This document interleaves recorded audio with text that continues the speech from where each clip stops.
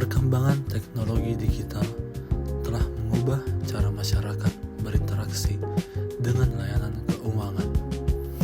Bank yang selama ini dikenal sebagai institusi besar dan birokratis kini dituntut untuk bergerak lebih cepat dan inovatif. Dalam video ini, saya akan membahas transformasi digital pada bank dengan menggunakan perspektif corporate entrepreneurship, yaitu bagaimana perusahaan besar mampu menciptakan inovasi di tengah keterbatasan struktur, regulasi, dan birokrasi. Topik ini dipilih karena relevan dengan tantangan nyata yang dihadapi industri perbankan saat ini. Sebelumnya, kita akan masuk kepada analisis teoritis. Corporate entrepreneurship adalah pendekatan yang menekankan kemampuan perusahaan besar untuk tetap inovatif, proaktif, dan berani mengambil peluang baru tanpa harus kehilangan kontrol organisasi. Dalam konteks perbankan, transformasi digital merupakan wujud nyata corporate entrepreneurship.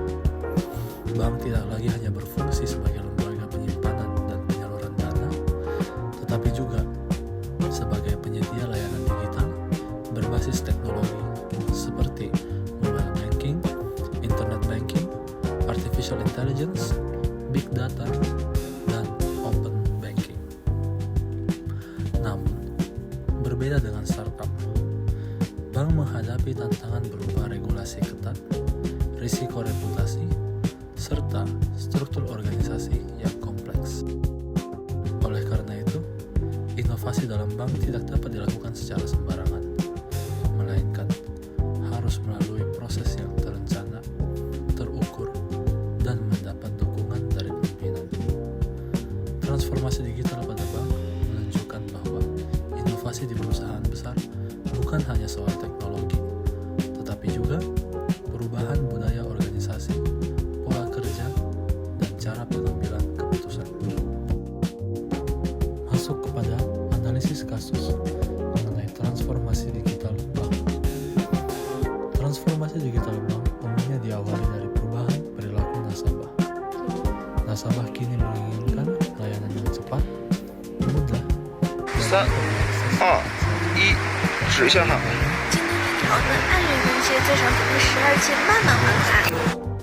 Bank mengembangkan layanan digital seperti aplikasi mobile, chatbot berbasis AI, serta proses IKYC yang mempersingkat waktu layanan. Selain itu, teknologi big data digunakan untuk menganalisis perilaku nasabah dan meningkatkan kualitas pengambilan keputusan kredit. Namun, keberhasilan inovasi ini sangat dipengaruhi oleh kepemimpinan strategis.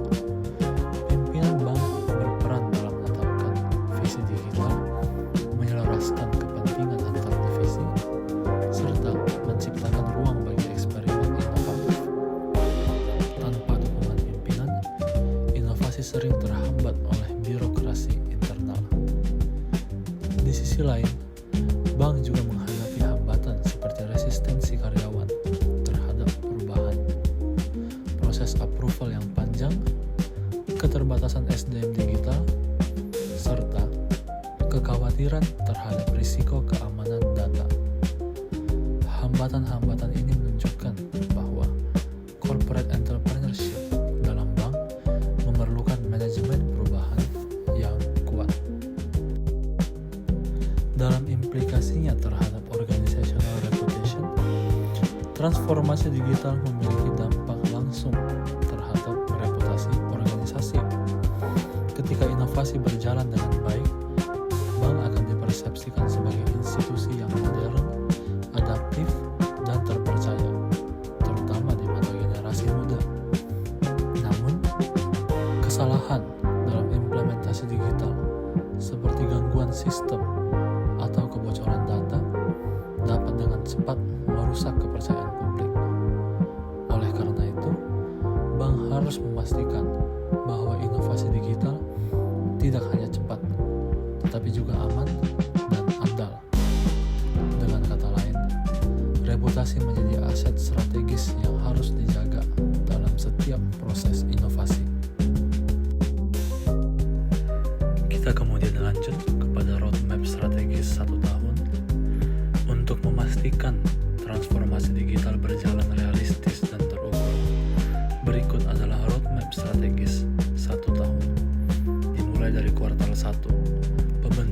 dasar inovasi. Pada tahap ini, bank membentuk tim inovasi lintas divisi seperti IT, marketing, dan operasional. Bank menetapkan tujuan inovasi, mengidentifikasi hambatan internal seperti birokrasi dan proses approval, serta melakukan leadership alignment meeting untuk memastikan dukungan manajemen. Dilanjut pada kuartal 2, pengembangan solusi awal.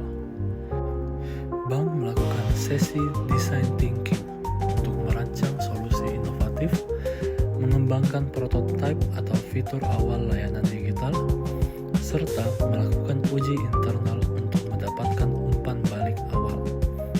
Indikator keberhasilan jangka pendek juga mulai ditetapkan.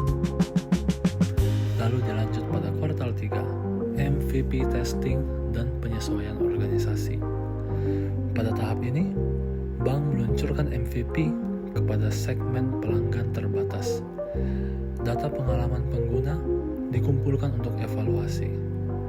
Proses birokrasi disederhanakan dan struktur tim disesuaikan agar pengambilan keputusan menjadi jauh lebih cepat.